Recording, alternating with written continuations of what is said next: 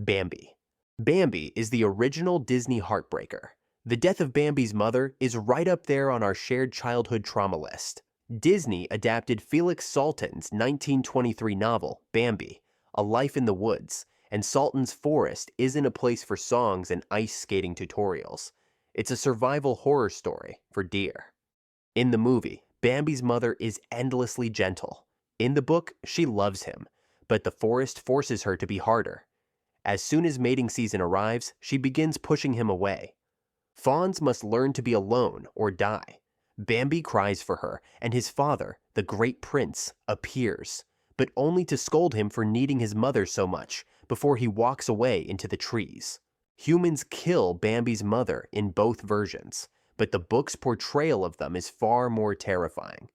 Humans are portrayed like omnipotent forest gods, referred to only as he or him. When a deer sees a human's pale face, he instinctively freezes in terror. Hunting dogs are treated as literal traitors. In one scene, the forest animals accuse a dog of betraying his own kind, and the dog angrily shouts that he is an all-powerful being, who only spares those who serve him. Then the dog tears out a fox's throat. Disney wisely skipped that part. Then there's Gobo, a young deer who was taken in and raised by a hunter after being wounded. He grows up tame, convinced that humans are kind. When he later sees his former caretaker, he approaches happily to say hello, and is shot dead on sight. After Bambi's mother dies, the great prince steps in. He teaches Bambi that survival means solitude. Hide constantly, trust no one, depend on no one. Eventually, he even shows Bambi a dead hunter, proving that he is not a god. After passing on his final lesson, the great prince walks into the forest to die alone, but not before telling Bambi for the first and only time that he loves him dearly. Do you get it? It's because they're deers. No? Ugh, tough crowd. Anyways, Bambi becomes the new prince of the forest. He scolds his own fawns for needing their mother too much and walks away into the trees. The circle of life. Moana. Disney's Moana is a vibrant, feel-good ocean adventure. A brave girl chosen by the sea, a hilarious rooster, and a swaggering demigod who sings about how awesome he is. Moana restores the heart of Te Fiti, heals the world, revives her people's voyaging traditions, and sails into her destiny. But the real Polynesian myths behind the film, they're a lot older, a lot darker, and, well, much stranger.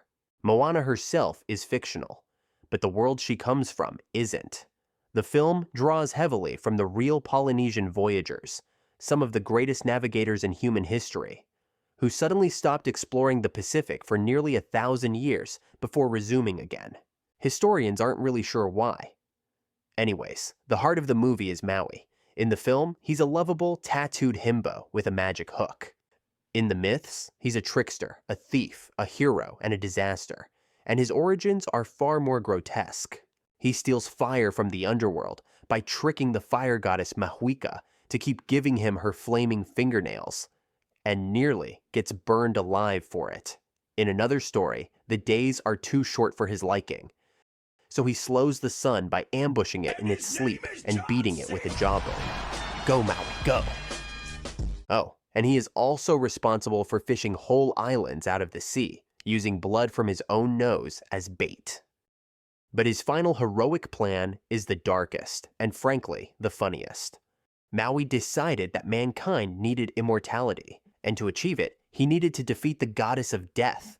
To do so, he had an ingenious plan. He transforms into a worm and tries to crawl inside the sleeping goddess's body. And he, of course, decides to enter through her lady bits, planning to leave through her mouth, reversing the natural birth process. If he succeeds, mankind lives forever. Unfortunately, a bunch of birds watch this happening, and they find it hilarious and burst into laughter. This wakes the goddess, who promptly crushes Maui to death with the obsidian teeth inside her hoo-ha. And that, in Polynesian mythology, is literally why humans die. Disney gave us a charming, uplifting tale about finding your way. Mythology gave us a demigod who got himself killed inside a giant divine vagina. The Sword in the Stone.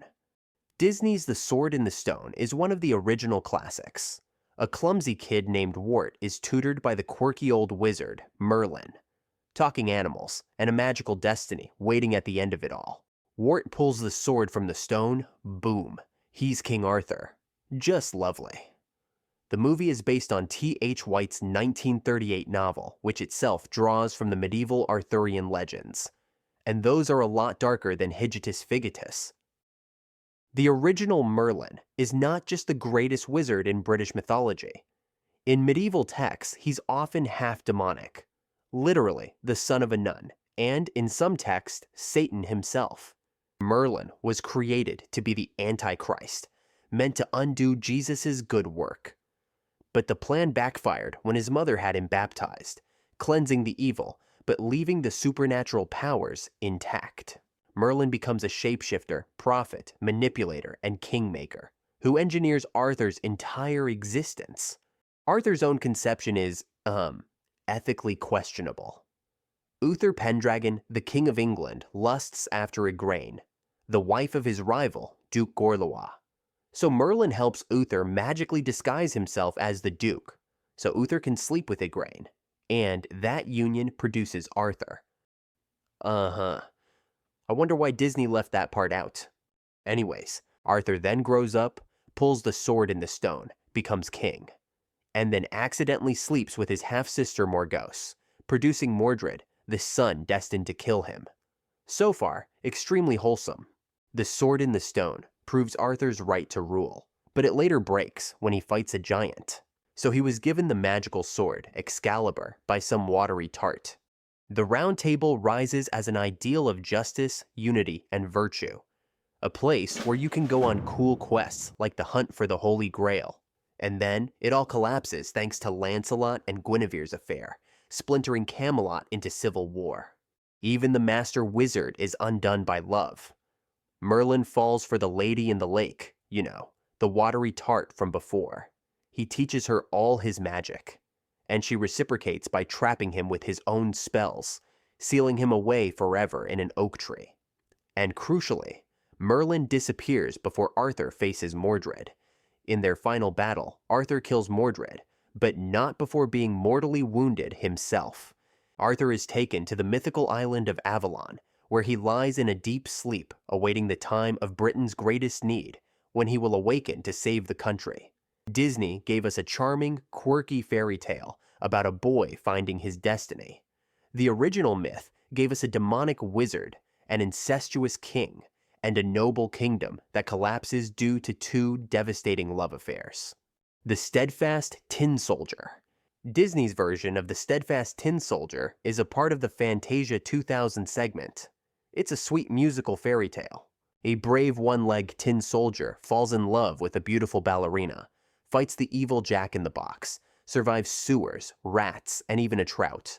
And in the end, he defeats the villain and earns his happily ever after. But in H.C. Andersen's original, there is no happy ending. In Andersen's story, the tin soldier falls in love with a paper ballerina because he thinks she, like him, only has one leg.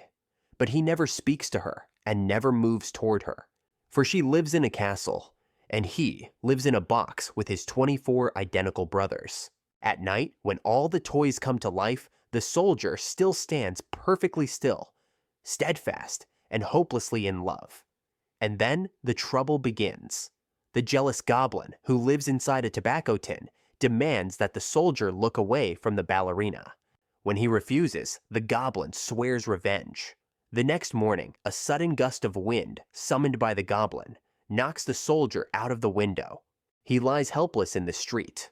His owner, the little boy, searches for him, but he doesn't find him, since the soldier finds it improper to shout while in uniform. Eventually, two boys find him, place him in a paper boat, and send him sailing down a filthy gutter. There, he's chased by a giant rat demanding to see his passport. His paper boat dissolves, he sinks, and a fish swallows him whole. By chance, the fish is caught, sold, and brought back to the very house he came from. The maid cuts open the fish and finds the soldier, who is placed once again on the table facing the ballerina. The pair simply look at one another. He could have cried with joy, but, he was still in uniform. And then, without warning, the little boy throws the tin soldier into the stove, driven by the goblin's influence. Inside the fire, the tin soldier begins to melt. The heat is unbearable. He doesn't know whether he's burning from the flames or from his love for the dancer. And in the final tragic moment, a gust of wind blows the ballerina into the flames beside him, and they burn together.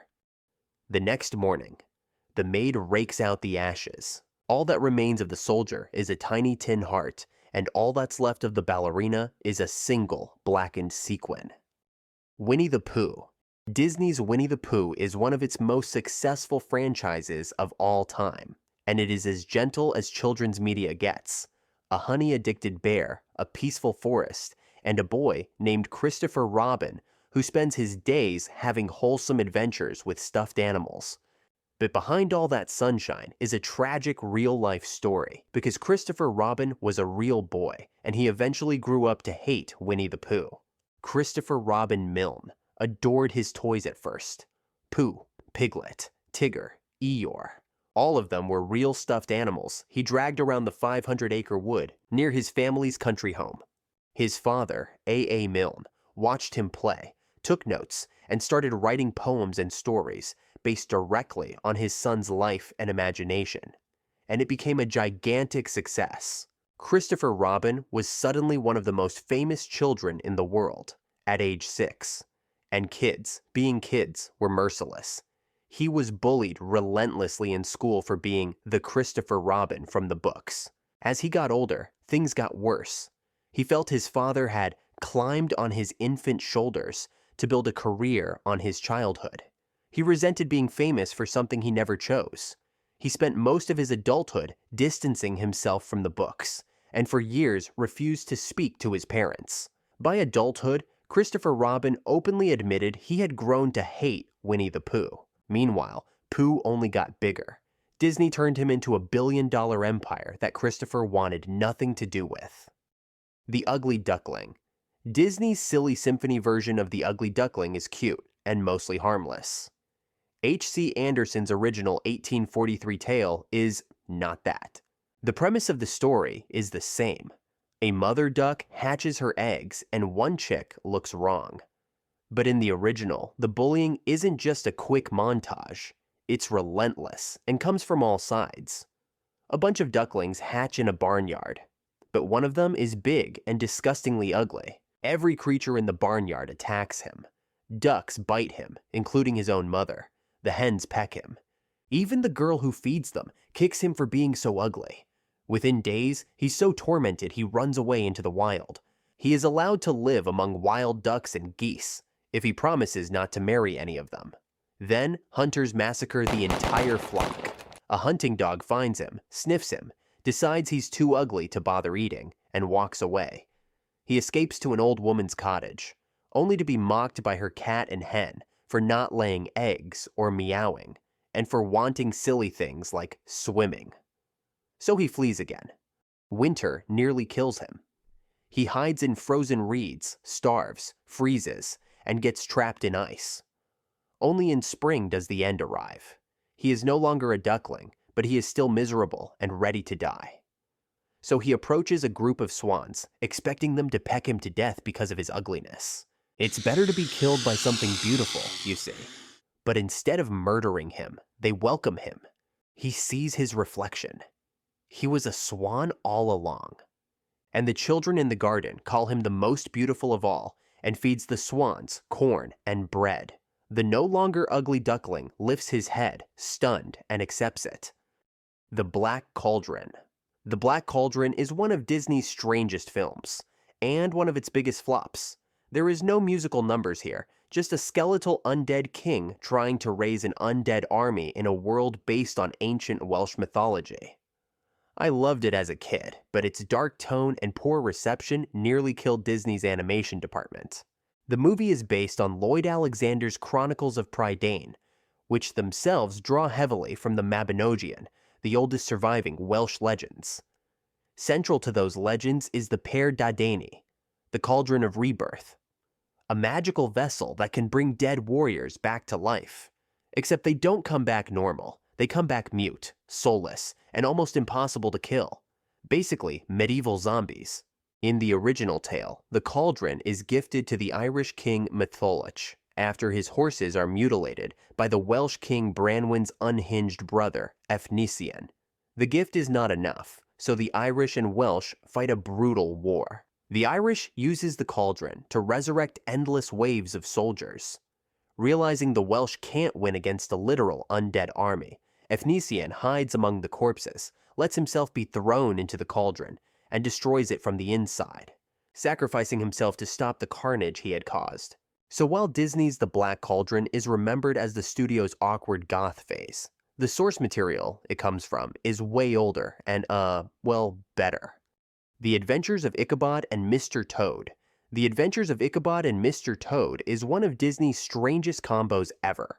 Half of it is a chaotic British adventure about a rich amphibian with motor mania, and the other half is one of the scariest things Disney ever animated. Let's skip Mr. Toad. His source material isn't really dark, except for the fact that in the original book he wasn't framed. He really did steal the car. Anyways, the reason we're here is Ichabod and the Headless Horseman. Disney absolutely nails the mood. The eerie woods, the cackling horseman, the flaming pumpkin, and the iconic chase scene. And surprisingly, Disney stays very faithful to Washington Irving's 1820 story, with a few key twists. The basic setup is the same. Ichabod is a lanky, scarecrow-looking, superstitious social climber. Disney gives him a little charm, but Irving makes it clear that Ichabod only wants Katrina for her father's land and money. And he competes with Brom Bones, the local prankster, for her affection. In Irving's story, the party ends with Katrina rejecting Ichabod outright after using him to make Brom jealous. Crucially, Brom doesn't know this. That night, Ichabod rides home humiliated and meets the Headless Horseman. In the short story, the horseman is said to be a Hessian soldier whose head was carried away by a cannonball during the Revolutionary War. But Irving drops clue after clue that the ghost isn't real at all. It's Brom in disguise. And Irving leaves breadcrumbs everywhere. The smoking gun is that the head thrown at Ichabod turns out to be just a pumpkin, laying smashed on the ground the next morning. Brom conveniently told the story about the horseman earlier at the party, and Brom laughs a little too hard whenever Ichabod's disappearance is mentioned. Disney leans a bit more supernatural. The horseman's horse has glowing eyes, and when Ichabod looks down the horseman's collar, he reacts like he sees nothing inside. Yet, the supernatural element might just all be in Ichabod's imagination. And there are some signs in Disney's version as well, that it might be Brom all along. In any case, Ichabod disappears that night in both versions. Whether he was murdered by Brom, scared out of town, or truly taken by a ghost, is entirely up to you. Alright, that was the Dark Disney Origins, Part 4. Let me know in the comments which one you think is the darkest and why. Thanks for watching. Cheers.